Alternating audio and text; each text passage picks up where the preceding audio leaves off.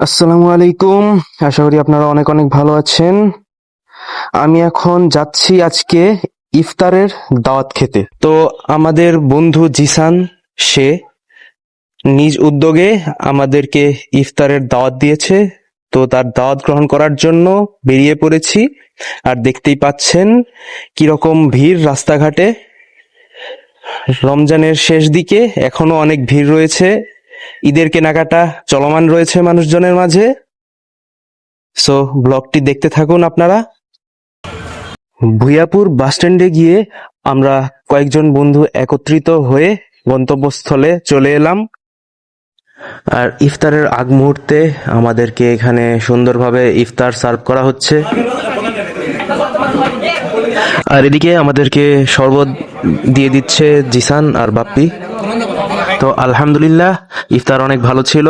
আর এই ছিল আজকের মিনি ব্লগ।